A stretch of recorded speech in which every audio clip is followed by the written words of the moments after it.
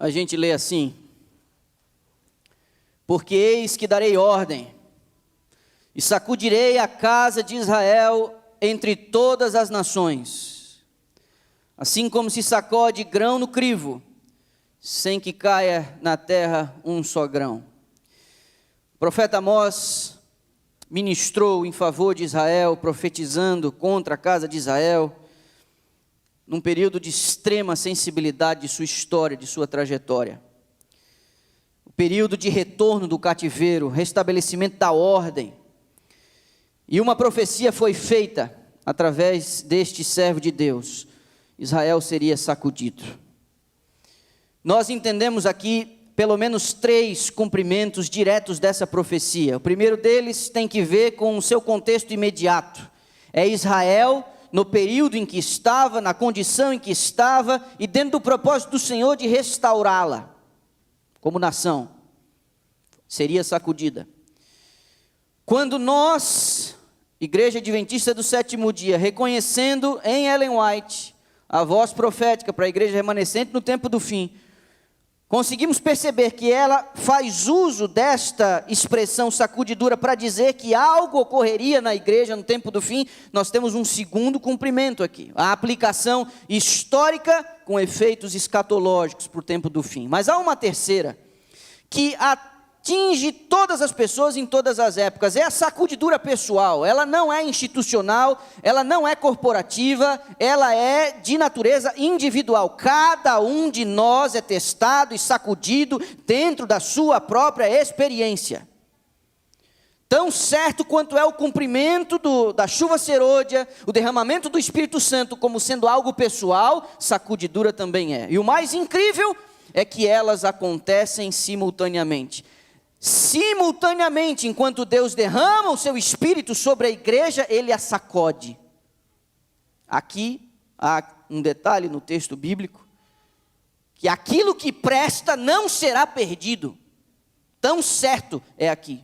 Não cai um grão sequer no chão, porque quem manuseia a peneira, jogando para cima, para que o vento espalhe, leve a palha e apenas deixe o grão que é pesado ali naquele elemento, quem faz esse movimento, quem manuseia esse instrumento é o próprio Deus, e Ele não permitiria que nenhum só grão se perdesse. O que presta fica, e o que não presta sai. Essa é o símbolo que está por trás disso que nós chamamos de sacudidura. Jesus Cristo mais tarde se pronuncia, usando os elementos da agricultura, e há uma forte conexão entre as duas coisas. O campo é o mundo, ele dá a explicação da parábola do semeador.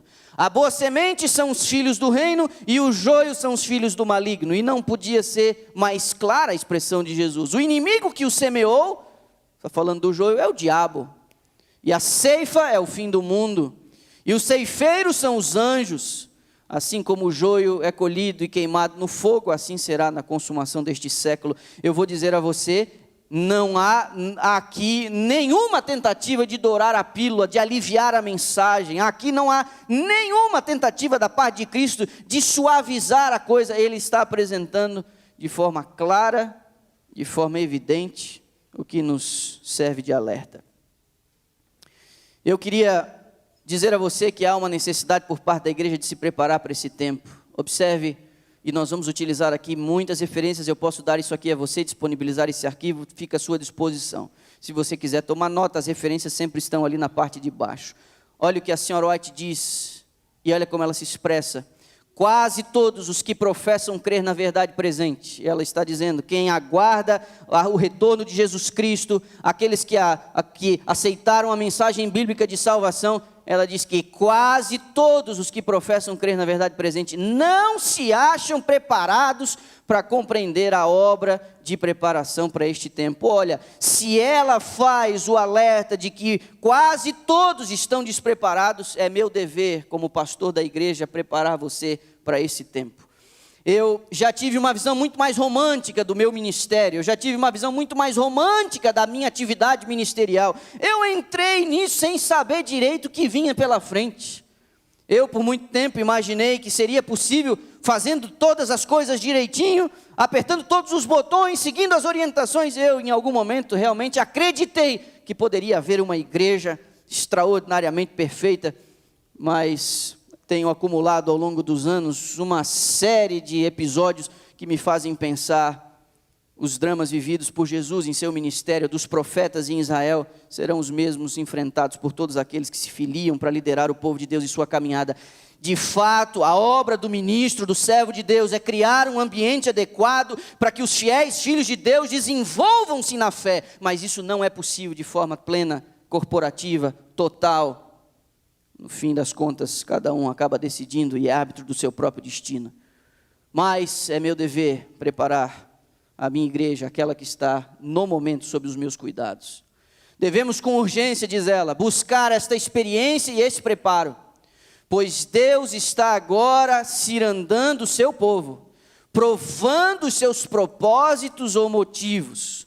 Muitos serão apenas palha, não trigo, pois não haverá valor neles. Cirandando, provando os propósitos e motivos. O último sermão que eu preguei, eu falei da espada que divide as juntas e medulas, que divide a alma e o espírito. É a própria palavra de Deus que faz essa obra da prova dos motivos e dos propósitos do coração. E ela diz: vem uma tempestade implacável em sua fúria. Estaríamos nós preparados para enfrentá-la? Que coisa. Pois bem, estamos falando da sacudidura, estamos dizendo que é o Senhor quem faz o manuseio do instrumento, estamos dizendo que inevitavelmente joio e trigo vão juntos e misturados até o final, de que há um processo de seleção que é efetuado diretamente pelo Senhor. Mas quais seriam as causas da sacudidura? Quais são as características da sacudidura? O que de fato sacode o povo de Deus? Como que a palha é levada pelo vento e o grão permanece na peneira? Como que isso se dá? Como que isso se dá? Aperte os seus cintos. Há pelo menos aqui 7 razões que eu queria considerar com você. A primeira delas é resistência à mensagem de Laodiceia. Você conhece? São os que ouvem a advertência feita à igreja de Laodiceia, mas que não dão bola para ela. Que advertência é essa? Conheço as tuas obras. Você não é frio nem quente. Quem dera se você fosse frio ou quente. Assim, porque você é mono e não é frio e nem quente, vomitar-te-ei da minha boca. Mas você diz: eu sou rico, de nada tenho falta, mas não sabes que és um desgraçado, miserável, pobre, cego e nu. A visão inflacionada de si mesmo, o apoio em apenas acreditar na fé, acreditar na doutrina, acreditar na mensagem, isso de forma nenhuma é suficiente. Mas aqueles que professam ser do povo de Deus e marchar com o povo de Deus, desenvolvem uma característica de arrogância, apoiando-se em seus próprios feitos religiosos, em sua frequência à igreja, em sua devoção ao sábado, em sua fidelidade no dízimo, em seus dons, a habilidade de virem aqui na frente e fazerem as coisas, de se engajarem nos ministérios da igreja ou coisa do tipo. Isso não é garantia nenhuma. Quantos anos você está na igreja, de quem você é filho, quantos estudos você deu, quantas pessoas você conduziu ao batismo, nada disso. Apoiar-se nisso é respirar a atmosfera de Laodiceia. E quando a mensagem é pregada, dizendo: você precisa mudar de vida, há alguns que olham e dizem: mensagem extremista, discurso radical, igreja legalista, rígida, inflexível, não é bem assim. Essa é uma característica daqueles que serão sacudidos. Observe. Perguntei a significação da sacudidura que eu vira. E ela diz: alguns não suportarão esse testemunho direto, levantar-se-ão contra ele, e isto é o que determinará a sacudidura entre o povo de Deus. Ela está falando do testemunho direto do anjo à igreja de Laodiceia. Você me dá náuseas, porque você não está nem lá nem cá. Rejeitar essa mensagem é uma das causas. Vi que o testemunho da testemunha verdadeira não teve a metade da atenção que deveria ter. E aí o pastor fala: dependendo do meu estado, do meu humor naquele dia, eu vou ou não vou. Dependendo se vou ou não com a cara dele, aceito ou não aceito. Dependendo de quem vem, de como fala, de como se expressa, de como articulado ele trabalha as palavras, aí eu aceito ou não aceito. Não, rejeitar essa mensagem é uma causa de sacudidura. O solene testemunho de que depende o destino da igreja tem sido apreciado de modo leviano, se não desatendido de todo. Tal testemunho deveria operar profundo arrependimento. Todos os que o recebem de verdade, obedecer-lhe-ão e serão purificados. Segunda causa, listada por ela como uma causa de sacudidura, é a rejeição da verdade presente. Olha o que ela diz: haverá uma sacudidura entre o povo de Deus, será o resultado de recusar a verdade presente. E você me pergunta, que verdade presente é essa? O que é a verdade presente? Eu queria fazer aqui algumas considerações com você, porque a compreensão do que é a verdade presente, inclusive está na moda agora, algumas pessoas que julgam um elemento específico da revelação bíblica, desatendido pela igreja, começam a ostentar dizendo, essa aqui é a verdade presente, e aí está todo mundo dizendo, essa aqui é a verdade presente, essa aqui é a verdade presente. Deixa eu fazer algumas breves considerações com você em relação a isso, ainda que eu vá ampliar um pouco disso numa série que eu vou fazer na primavera do ano que vem, sobre o remanescente, mas me permita fazer aqui algumas considerações, porque se é uma causa de sacudidura rejeitar a verdade presente, que verdade presente é essa? Primeiro, José Bates, um dos pioneiros da igreja, via o sábado como a verdade presente, era o que distinguia o movimento depois do desapontamento das outras demais congregações cristãs, aqui, especialmente nos Estados Unidos. Tiago White, nos periódicos, ele se expressou em relação a isso, num primeiro momento, inclusive a primeira edição da revista publicada por ele, a revista chamava-se Verdade Presente, ele trabalhou o elemento do sábado, mas mais tarde considerou aspectos relacionados ao ministério de Cristo no santuário celestial, a segunda vinda de Cristo. Mas Ellen White, ela sim, que vai até 1915, com 60 anos praticamente de ministério profético, ela utiliza a expressão verdade presente para, primeiro, se referir ao movimento, os que são da verdade presente, como uma causa, a causa da verdade presente. Mas ela também aponta um conjunto de doutrinas, e não apenas uma só, como sendo a verdade presente. Tem que ver com o sábado, o estado do homem na morte, o ministério de Cristo no santuário celestial, a terceira mensagem angélica, ela também fala da justificação pela fé, porque todos esses elementos devem ser pregados à luz da cruz do Calvário, mas ela também apresenta a reforma de saúde como impulsionando e facilitando a pregação da verdade presente, não sendo uma delas, mas facilitando e impulsionando. A relação para quebrar paradigmas, para abordar as pessoas, é uma mensagem que tem acesso às pessoas e seria mais facilmente recebida.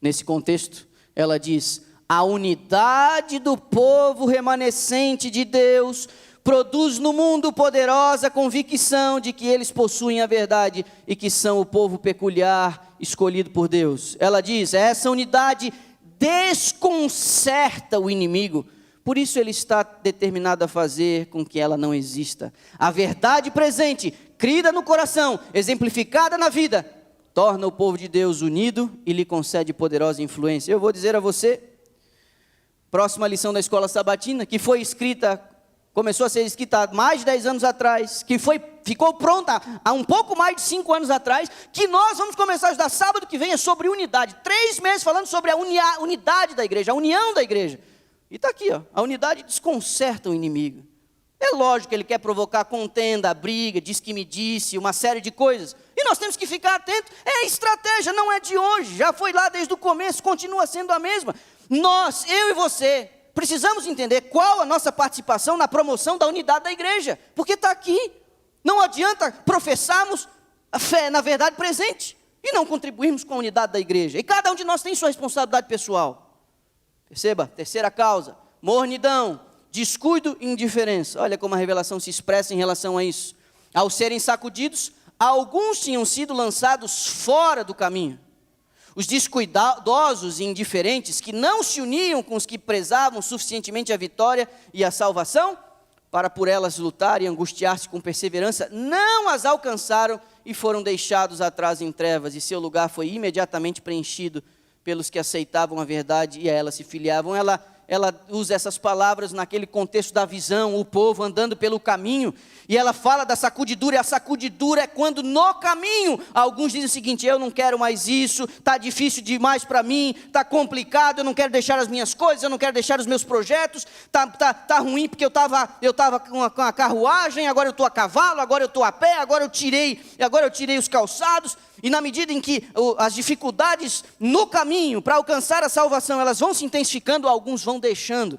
Mas ela também diz que na medida em que alguns deixam a fé, outros são agregados a ela. Que direi a fim de despertar o povo remanescente de Deus? Pergunta a serva do Senhor. Foi-me mostrado que estão diante de nós terríveis cenas. Satanás e seus anjos estão reunindo todas as suas forças para oprimir o povo de Deus. Sabe que se eles dormirem um pouquinho mais, está seguro quanto a eles, pois é certa a tua destruição. Então eu quero dizer a você, igreja, acorde, igreja. Abra o olho, igreja. Não desconsidere o tempo e a época em que nós estamos vivendo. Há uma urgência da nossa parte de alinharmos a nossa vida ao propósito do Senhor. Você não precisa ser sacudido, você não precisa ser levado pelo vento.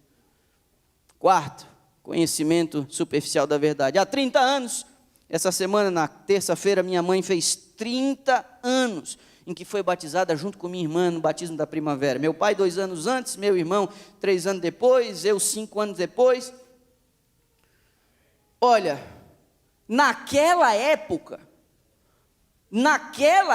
eu ouvia com muita frequência, os adventistas são o povo da Bíblia. As pessoas, inclusive, advertiam: não estude a Bíblia com um adventista, porque ele vai te pegar. Um adventista conseguia dar razão de sua fé, explicar seu ponto de vista, estabelecia uma linha de raciocínio e dizia: é assim por causa disso, disso, disso. A minha pergunta é: por que você crê no que você crê? Sustentado em que você faz o que você faz, do ponto de vista doutrinário? Tenho a impressão que muitos de nós temos tido uma fé diluída quase por osmose. Batizei porque, enfim, é a religião da casa, é a religião da família. Não, conhecimento superficial da verdade. Uma pesquisa realizada recentemente no Brasil, com todas as igrejas, num sábado pela manhã, revelou que a média da leitura da Bíblia entre os adventistas do sétimo dia, na América do Sul, estava em torno de 15 minutos por semana. A minha pergunta é: quem sobrevive a 15 minutos de leitura da Bíblia semanais? Às vezes eu fico me perguntando, ao chegar aqui no sábado pela manhã e ver uma meia dúzia de gato pingado na escola sabatina, por que não vem? Eu às vezes até fico me perguntando se devo transmitir algumas coisas. Por que não vem? Sério, eu fico me perguntando, por que não vem na escola sabatina? Não gosta da escola sabatina? A escola sabatina é chata? Qual a razão? Muito longe, está cansado?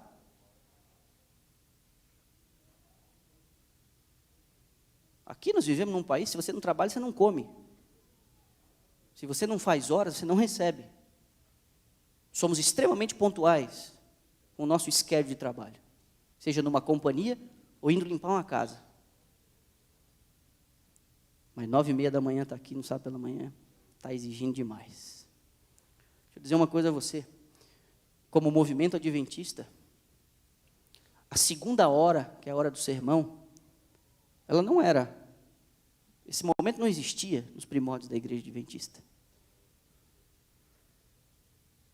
Cada ano que passa, nós estamos copiando demais o modelo evangélico, protestante, achando que a segunda hora é sagrada, a primeira é opcional. Quando nós damos o endereço da igreja para alguém vir nos visitar, a gente já fala a hora que é 10h45 já. 9h30 não. Deixa eu dizer a você, a escola sabatina garante, primeiro, a unidade doutrinária da igreja ao redor do mundo. A escola sabatina garante uma noção missionária, a fim de que os fundos levantados possam beneficiar ações específicas no avanço do evangelho ao redor do globo.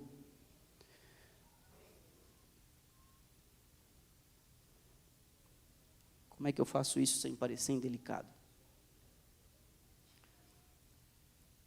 Alguns têm cobrado da igreja algumas coisas, mas não têm feito o arroz com feijão em casa. É difícil para a gente contornar situações de rebeldia na juventude, final da primeira infância, adolescência, quando os pais não se acostumaram a trazer suas criancinhas na escola sabatina. Uma junta especializada prepara o material da escola sabatina adaptado à fase de sua criança, e a impressão que eu tenho, a partir do relatório dos meus professores de escola sabatina e das professoras, os pais não têm estudado a Bíblia com seus filhos em casa.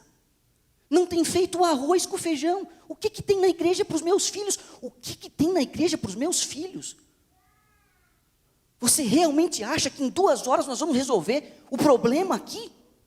Quando não se gasta 5, 10 ou 15 minutos diários sentando com o filho em casa para dizer assim, ó, quem manda na nossa vida é o Senhor, vamos orar aqui agora, vamos ler a Bíblia, vamos estudar a lição. Como é que eu consigo contornar o fato de o seu filho não vir na escola sabatina? Como que eu consigo contornar esse fato? Como? A lição da escola sabatina foi preparada para acompanhar o desenvolvimento de sua criança. Conhecimento superficial da verdade, eles não conseguem explicar. Tem criança que não conhece as histórias, as mais elementares. Para mim, é inadmissível que um juvenil ou adolescente tenha que ir ao índice, para encontrar a referência bíblica. É lógico que não vão aguentar.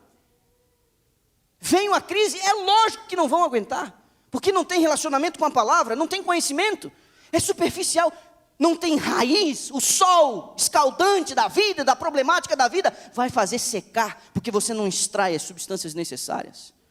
Estou elevando o tom do meu discurso aqui.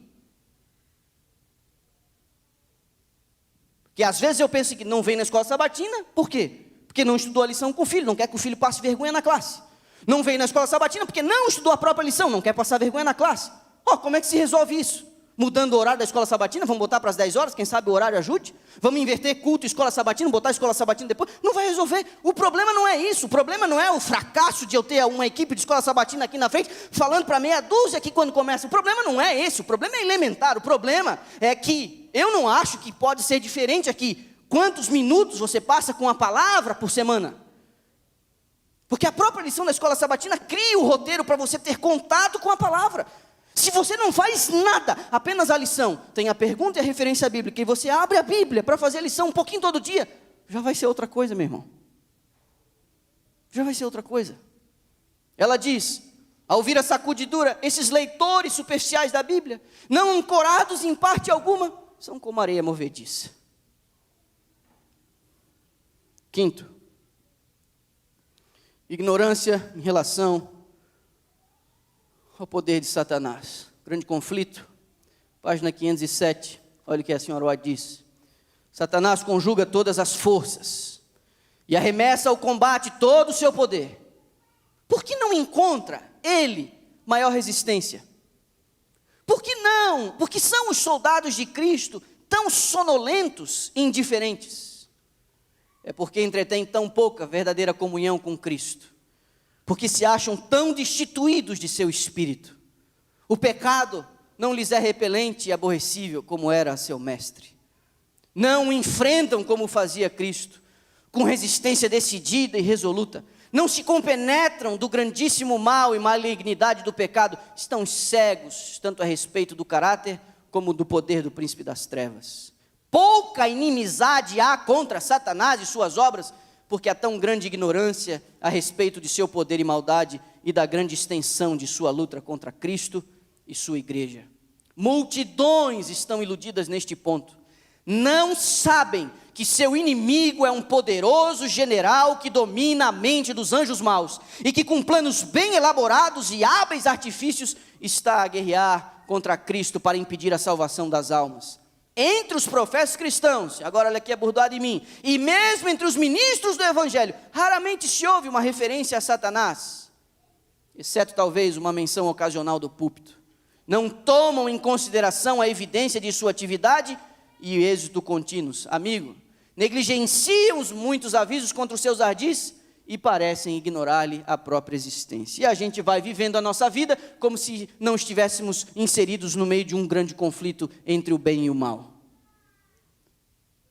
Achando que as coisas se resumem àquilo que a gente pode ver, se esquecendo de que à nossa volta há uma luta intensa pelo controle de nossa vontade. Tudo à nossa volta influencia, tudo à nossa volta nos afeta. Mas a gente acha que está tudo bem e que está tudo certo. A quinta razão, segundo a senhora White, para que o povo seja sacudido, é ignorar que nós estamos lutando contra um inimigo muito poderoso. Ela teve uma visão, eu já me referi a isso aqui outras vezes. Ela teve uma visão de Satanás reunido com seus demônios. Já disse isso aqui e vou repetir. Originalmente, essa visão que ela teve da reunião de Satanás com seus demônios, ela registrou no livro O Grande Conflito. Antes de ir para o prelo, ela disse: por favor, vocês tirem essa parte aqui, não publiquem com o livro, porque não é apropriado, porque em visão profética entendeu que esse livro chegaria a muitas mãos e era um recado especificamente para a igreja adventista. Mais tarde, isso foi publicado, eu extraí um trecho. Ela escreve na primeira pessoa, porque ela ouviu o general da hoste satânica. Ela ouviu, e ela bota entre aspas, e cita as palavras que ele disse. Pois bem, eu peguei só um trechinho. Temos de causar lutas e divisões na igreja. E está falando da igreja que professa a verdade do sábado, a verdade presente. Temos de destruir a ansiedade deles por sua própria alma, levá-los à crítica e aos juízos temerários, acusando e condenando-se uns aos outros e a idolatrar o egoísmo e a inimizade. Por causa destes pecados, Deus baniu-nos de sua presença e todos quantos seguirem o nosso exemplo terão sorte idêntica. O capítulo 66 do Testemunhos para Ministros traz todo o relato na íntegra. Eu extraí apenas um texto, uma parte do texto. Sexta e penúltima razão. A introdução de falsas doutrinas e teorias. E contra isso, a gente toda hora está lutando contra uma onda nova, de alguma coisa aí, que está surgindo para confundir e enveredar. Sempre tem alguém aí, achando que descobriu uma nova verdade. Sempre, e vou te dizer mais, pode surgir a maior de todas as insanidades, a maior de todas as loucuras, sempre vai ter alguém para seguir essa pessoa, sempre. Pois bem, isso está associado ao quarto motivo, que é o conhecimento superficial da verdade. Se você não está alicerçado na verdade, não tem base para defender sua fé, você não vai estar preparado para poder filtrar essas novas modinhas que surgem de vez em quando. Pois bem, assim ela diz. O Espírito de Deus tem iluminado cada página dos escritos sagrados, mas há aqueles sobre os quais pouca impressão eles fazem, por serem imperfeitamente compreendidos. Ao ouvir a sacudidura pela introdução de falsas teorias, esses leitores superficiais, não ancorados em parte alguma, são como a areia movediça. A experiência do passado há de repetir-se, diz ela. No futuro, as superstições de Satanás assumirão novas formas. Erros serão apresentados de maneira agradável e lisonjeira. Falsas teorias, revestidas de trajes de luz, apresentar-se-ão ao povo de Deus. Assim, procurará Satanás enganar, se possível, até os escolhidos. E ela continua: as mais sedutoras influências serão exercidas, mentes serão hipnotizadas. Sim. Seria prudente lembrar você que o último grande engano, quase irresistível, essa é a palavra que Ellen White utiliza no Grande Conflito, é quando ele aparecerá como anjo de luz, falando um bocado de coisa. Deixa eu dizer aqui, amigo,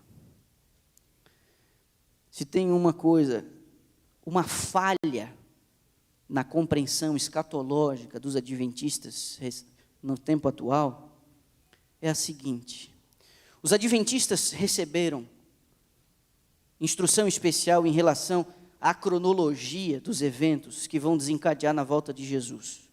Os adventistas sabem que sacudidura e chuva serôdia são simultâneos.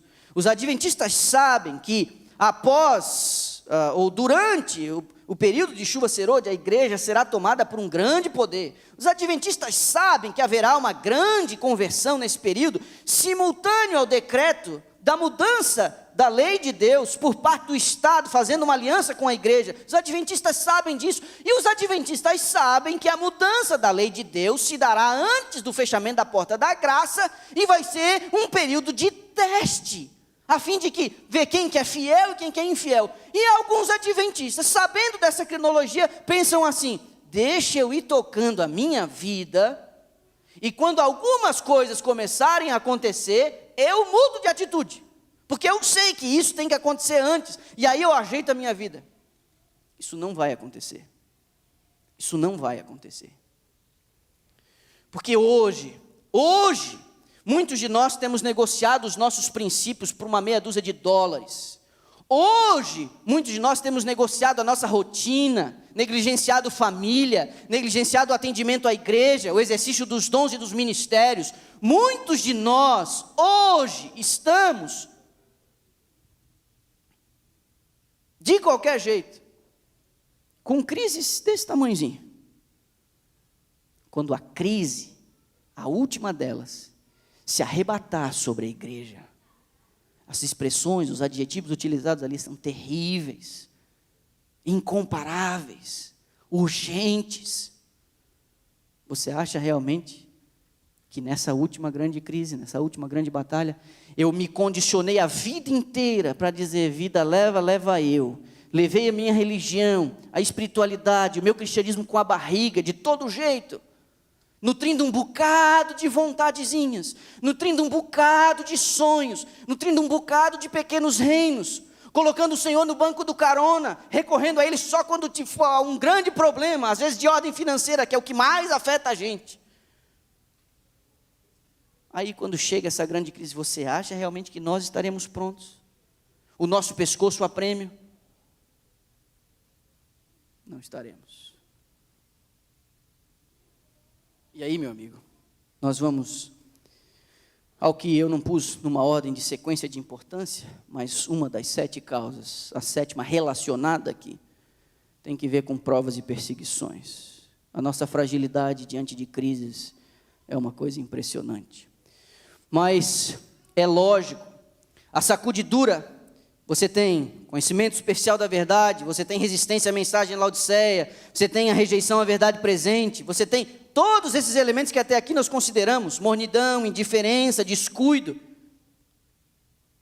Só que a prova e a perseguição, ela apenas é o vento soprando. É o vento soprando. Porque eu falhei nas outras coisas elementares, a prova e a perseguição apenas vai evidenciar que eu sou palha.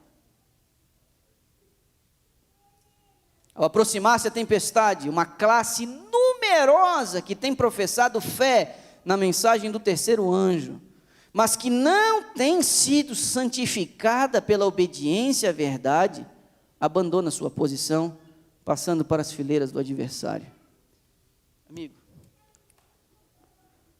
o que esse texto aqui está revelando não é apenas que alguns vão deixar a igreja, mas que alguns vão se unir na oposição a ela. Não é apenas que eu viro as costas ao projeto de Deus para a minha vida e para a eternidade. Esse texto está revelando, não é a rejeição apenas, é que a rebeldia, a resistência, o orgulho, o não permitir que a mensagem bíblica amoleça o meu coração e eu reavalie a minha responsabilidade pessoal, faz com que, quando de fato eu viro as costas, eu não apenas ignoro a situação, mas eu me filio aos inimigos da mensagem, aos inimigos do movimento. É a profecia. Os membros da igreja serão individualmente provados.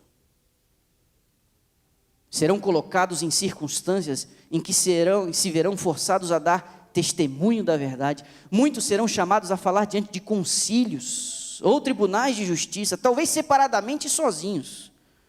A experiência que os haveria ajudado nessa emergência, negligenciaram obter, e sua alma se acha opressa de remorsos pelas oportunidades desperdiçadas e os privilégios que negligenciaram.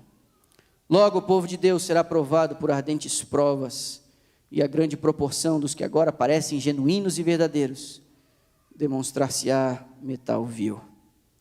Em vez de se fortalecerem e confirmarem com a oposição, as ameaças e abusos, tomarão covardemente o lado dos oponentes.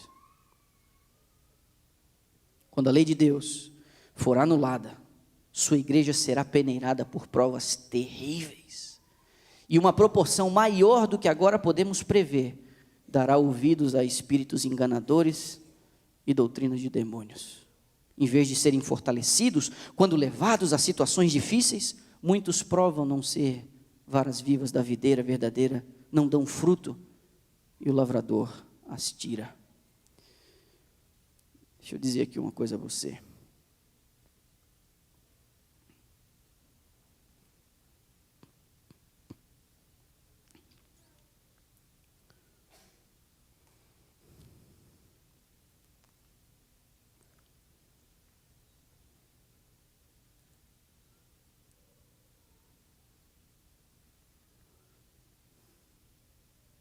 Não finja que não é com você.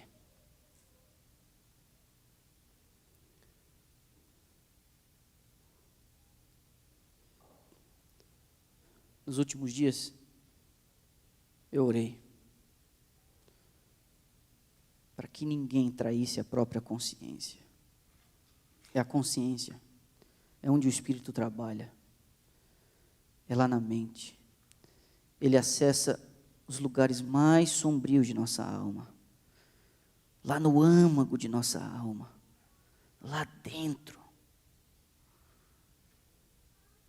Nós não temos outra resposta a oferecer a Deus, a não ser nos rendermos ao seu convite e sua oferta de salvação. Nós não temos onde nos esconder, a crise virá para todos. A crise virá para todos. Às vezes ela afeta o dinheiro, tira o sono da gente, perde o emprego, perde a estabilidade, perde o horizonte. Estava tudo muito tranquilo, mas o Senhor, em sua misericórdia, diz: eu preciso que você volte para mim, eu preciso que você volte os seus olhos para mim. Eu te amo demais para manter você numa boa aí, perdendo a chance de ter você comigo no céu. Então eu vou permitir que a doença venha, a enfermidade, a fraqueza, a limitação. Eu vou permitir que alguns dos seus amigos se revelem tal quais eles são e você se sinta desamparado, você se sinta sozinho. Eu vou permitir que você sinta algumas coisas, porque você tem que se voltar para mim. Mas, meu amigo, eu estou pregando essa mensagem difícil no tempo onde a graça opera. A graça está operando aqui e agora. É a graça, é o amor, é o coração amoroso do Pai que diz o seguinte: se renda. Vai ficar feia a situação. O mundo está maduro para a volta de Cristo. Eu não sei você, o que você sente quando você lê o noticiário. Instabilidade política, instabilidade climática, instabilidade moral. A gente hoje está com vergonha de dizer algumas coisas que a gente acredita sobre família, sobre relação homem e mulher, sobre o papel da mãe. A gente está com vergonha hoje de dizer algumas coisas, porque está tudo tão invertido, que parece que os valores defendidos pela igreja, você está no corner. Você não consegue dizer, porque se você diz, se você fala algumas coisas, ou você é machista, ou você é homofóbico, ou você é racista, ou você é radical, ou você tem uma mente fechada, está cada vez mais difícil. E nós precisamos nos preparar, porque vai piorar. Em relação ao tempo, aproximavam-se rapidamente os dias em que haverá grande perplexidade e confusão.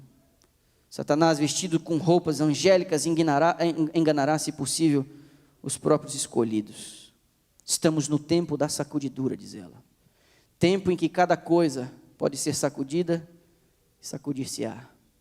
O Senhor não desculpará os que conhecem a verdade, se não obedecem a seus mandamentos por palavra e ação. Se não fizermos nenhum esforço para ganhar almas para Cristo, seremos responsáveis pela obra que poderíamos ter feito, mas que não fizemos por causa de nossa indolência espiritual. A igreja dará uma resposta, estabelecendo planos e estratégias para que a gente seja relevante do ponto de vista evangelístico. Isso aqui apenas evidencia o nosso estado, a nossa condição espiritual. Mas foi prometido a nós também uma série de vitórias. Deus está cirandando o seu povo. Será uma igreja pura e santa, diz a profecia. Não podemos ler o coração dos homens. O Senhor, porém, tem provado, ou tem provido meios para manter a sua igreja. Na grande sacudidura, poderemos medir a força de Israel. Os sinais revelam que está próximo o tempo em que o Senhor manifestará que tem em suas mãos a peneira e que limpará completamente o seu campo. Por esse tempo, o ouro será separado da escória na igreja.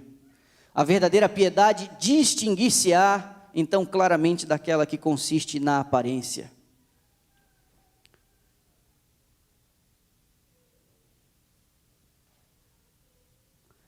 Muitas estrelas, cujo brilho temos admirado, então se apagarão, transformando-se em trevas. A palha, como nuvem, será levada pelo vento, mesmo de lugares onde só vemos ricos campos de trigo.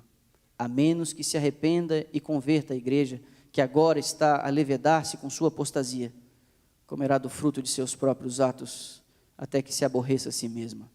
Quando resistir ao mal e escolher o bem, quando buscar a Deus com toda a humildade e alcançar sua alta vocação em Cristo, permanecendo na plataforma da verdade eterna e pela fé lançar mão dos dons que para ela se acham preparados, então essa igreja será curada.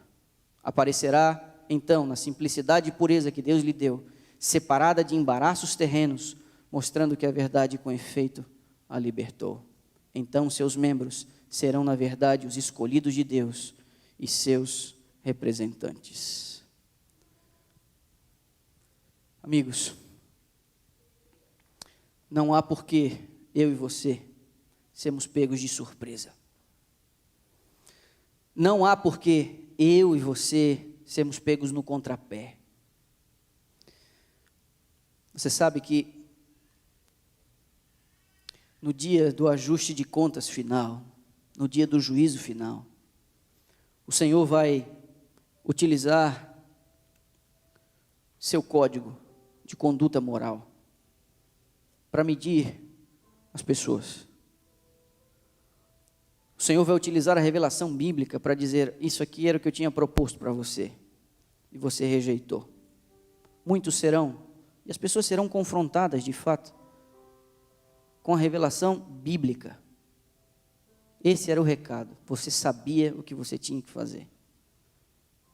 Alguns de nós seremos confrontados porque negligenciamos entender os nossos deveres. O conhecimento estava à disposição, a revelação estava ao nosso alcance, mas para a gente não se comprometer, a gente ignorou a coisa. Mas você sabe, ainda que esta seja a base do julgamento, sabe o que mais vai condenar as pessoas no dia do juízo? Sua própria consciência. Numa dinâmica que nós desconhecemos, usando as ferramentas que nós desconhecemos, o Senhor vai colocar diante de nós todas as interferências que Ele fez para despertar a nossa consciência em relação à verdade. Nesse dia, eu falei com você no seu coração, assim, e você resistiu. Naquele dia, alguém lhe procurou, alguém lhe fez um alerta. Naquele dia, eu mandei alguém para falar com você nesses termos. Naquele dia, você ouviu isso, naquele dia, você ouviu aquilo. Naquele dia, enquanto você dirigia para o trabalho, eu falei com você. Você estava ouvindo aquele sermão no rádio e eu disse que era com você que eu estava falando. Você ouviu aquela música E você quase se rendeu, mas seu orgulho não deixou você voltar atrás. No dia do juízo, a nossa consciência, os ecos da voz de Deus em nossa mente ao longo de toda uma existência, serão suficientes para dizer: eu fiz de tudo para salvar você e você rejeitou. Foi vaidoso demais para tributar a minha glória. Estava ocupado demais para se envolver com os meus negócios. Orgulhoso demais para confessar que estava errado. Orgulhoso demais para pedir desculpas, para pedir perdão. A nossa consciência. Essa mensagem chega em tempo de graça. Hoje, quando ouvires a sua voz, não endureçais o vosso coração. Amigos, o que nós temos que mudar? Ouvir as palavras de advertência, entendendo que a própria testemunha verdadeira diz: eu disciplino a todos quantos amo. Quem dá advertência é o próprio Deus, que ama muito. O que temos que corrigir? Passar mais tempo com a palavra. Você sabe que Facebook, Twitter, Instagram, se tem uma utilidade, é que no dia do juízo vão provar para todo mundo que não foi por falta de tempo, que a gente não aprendeu mais.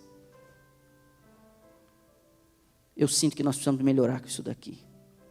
Como família, está na minha agenda. Quando eu for visitar você, um dos meus tópicos é levar um roteiro para você, de como conduzir sua casa em torno da palavra, para que os seus filhos cresçam fundamentados na palavra. É causa de sacudidura. Aí não lê a palavra, não faz a lição, mas fica ouvindo um monte de sermão no YouTube. Meu irmão, não coma comida mastigada.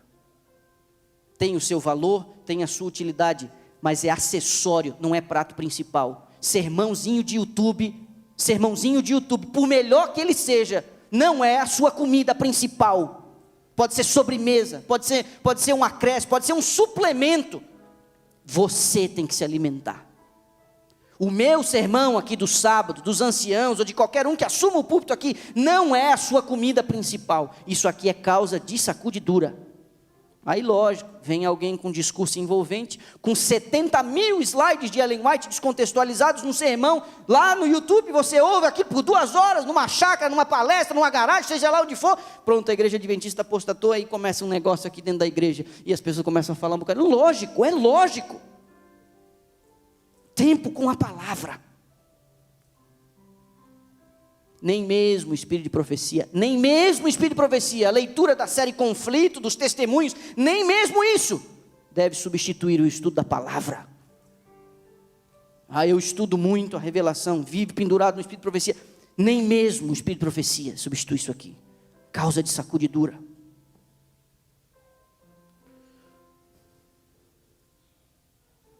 Nós precisamos nos preparar para a volta de Cristo.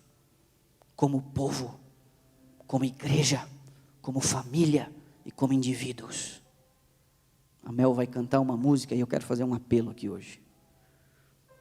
Queria fazer um apelo aqui hoje.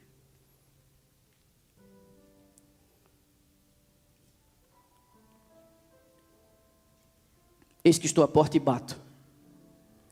Se alguém ouvir a minha voz e abrir a porta, entrarei em sua casa, com ele cearei e ele comigo. Esse é o apelo. De alguma forma, temos deixado Jesus Cristo do lado de fora. Ele precisa entrar. Ela vai cantar de mais uma chance. Mais uma chance. E eu queria orar por você.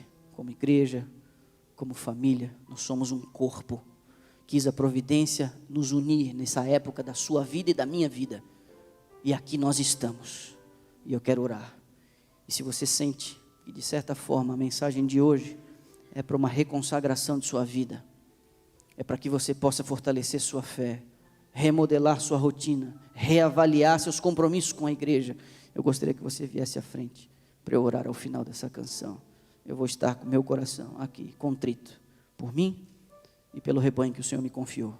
E você vem à frente e a gente ora, porque quando o vento soprar e quando ele manusear a peneira, que nenhum de nós se perca, que sejamos provados como grãos e permanecemos para frutificar para a sua glória. Que assim seja.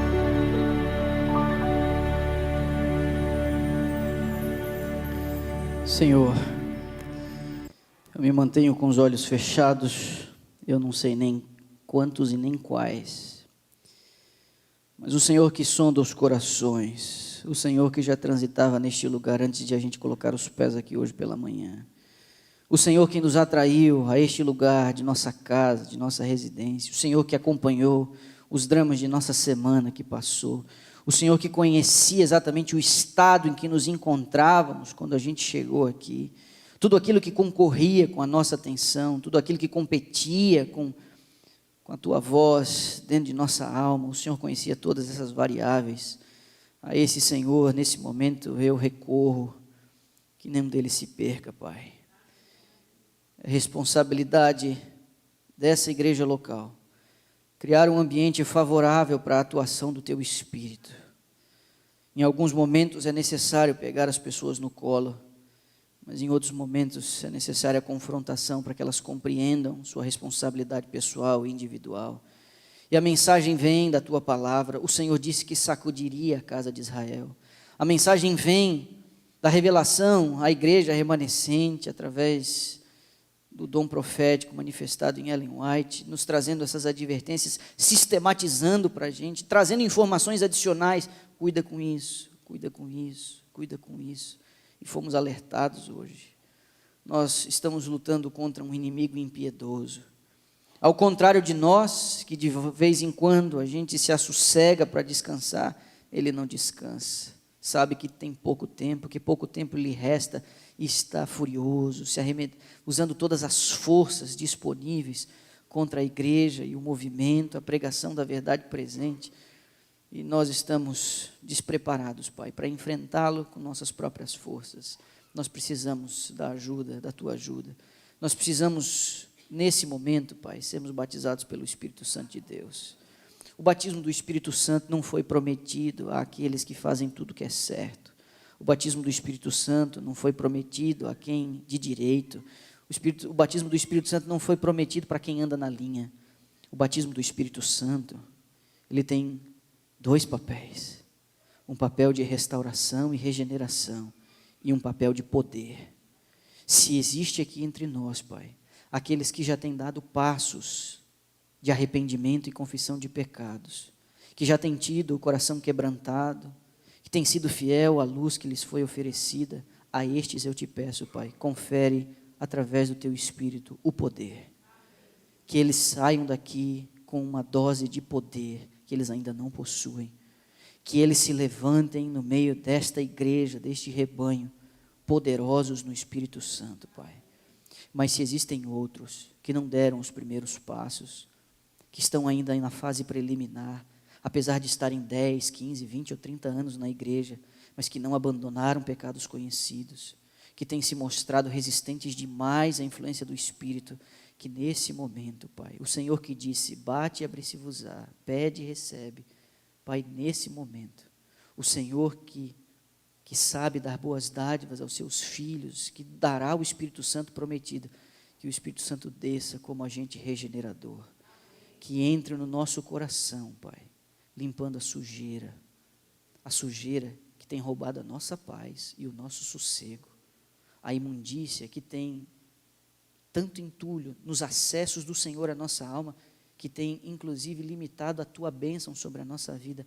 Nesse momento eu peço que o Espírito Santo faça toda essa remoção, que o Espírito Santo faça esse trabalho, não porque nós merecemos, mas porque nós precisamos. Que essa igreja, Pai, que essa igreja possa trazer alegria ao Teu coração, que essa seja uma fonte de satisfação ao Senhor e que o Senhor a use para a Sua própria glória. Ouve, Pai, por favor, nossa prece, pois nós a fazemos em nome de Jesus Cristo, nosso Senhor. Amém.